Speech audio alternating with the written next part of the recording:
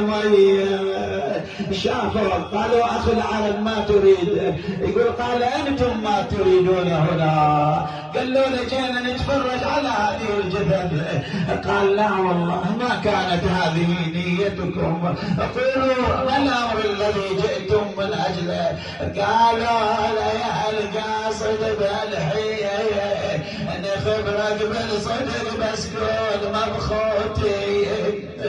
جينا لدفن الحسين وانا الطيبين،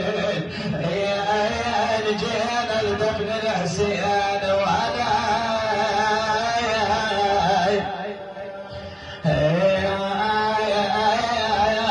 الطيبين. قال إذا من الذي يمنعكم؟ قالوا يا أخي العرب كلما رفعنا جانب سقط الجانب الآخر. يقول جاء وهو مهدود بالظهر بهيئة الراكع. قال خذوني تعالوا معي. وين جاء؟ يقول جاء إلى مجموعة فحضر لها عبيرة وكان عددها 17. دفنها الإمام زين العابدين. ثم بعد ذلك قال احضرونا عبيرة أخرى فدفن بها مجموعة أخرى. ثم بعد ذلك إلى رأس الحسين حضر عبيرة. قالوا له لمن هذه؟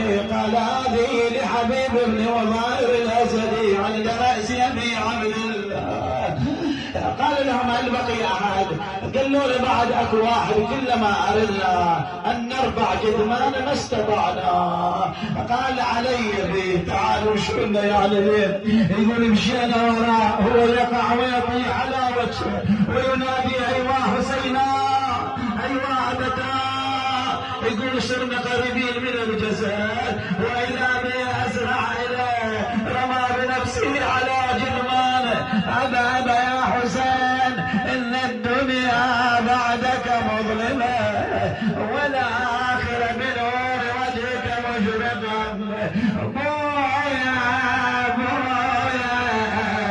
بويا خلاف عينك يسرت عداي عداي عداي يا بويا مشيت ويا العظمة وعلى هواي بويا لابد يجيب الراس والرجل جسد والراس صار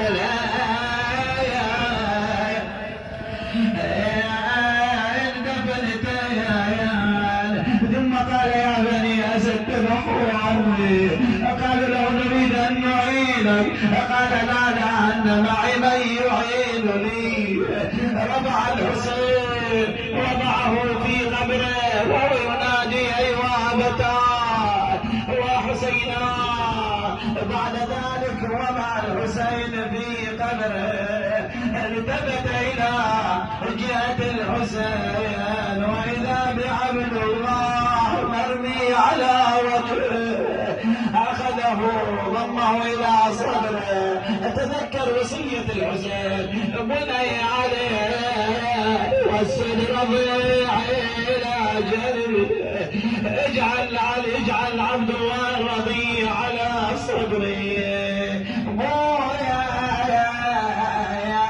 الطفل خلى على صدري على صدري.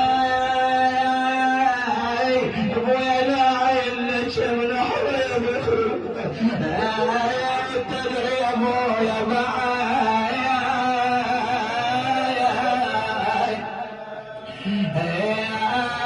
تدري شنو تدري يا زين العابدين؟ تدري نار السهم بقوة بتسري.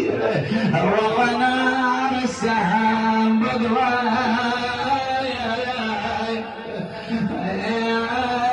بتسري.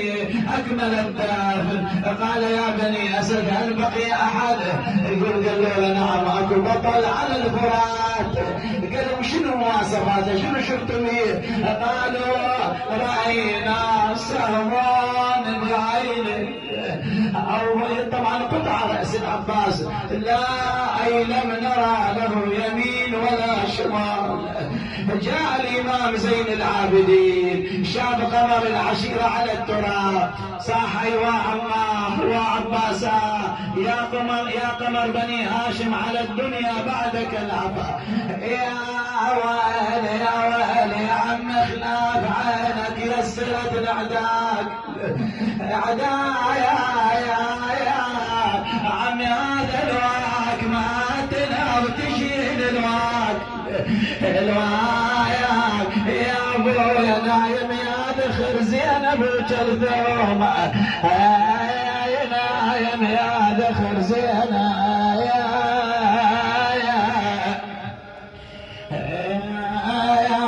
ابو كلثوم على اي حال تم الدفن للعباس ثم بعد ذلك التفت الى بني اسد فقال هذا قبر الحسين المقتول عطشانا وهذا قبر العباس وهذا قبر حبيب وهذه مجموعة الأنصار يقول التفتوا إليه قالوا أخ العرب منك قال أنا إمامكم زين العابدين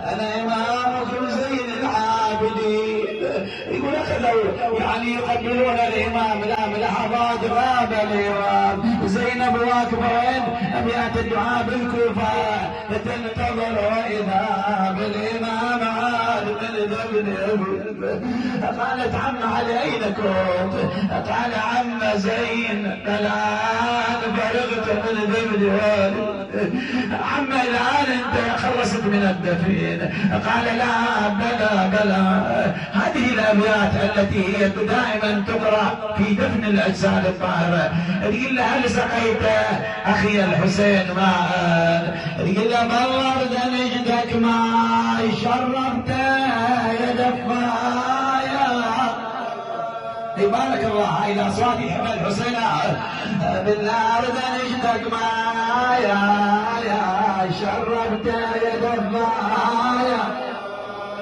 هي بخيت قبرايا دفنت حسين عطشايا هي عطشان خيل وشرايا بقطرة مية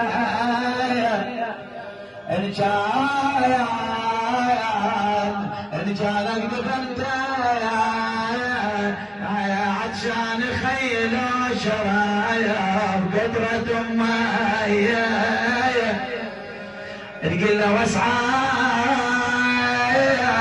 يا حفار قبر حسين واسعى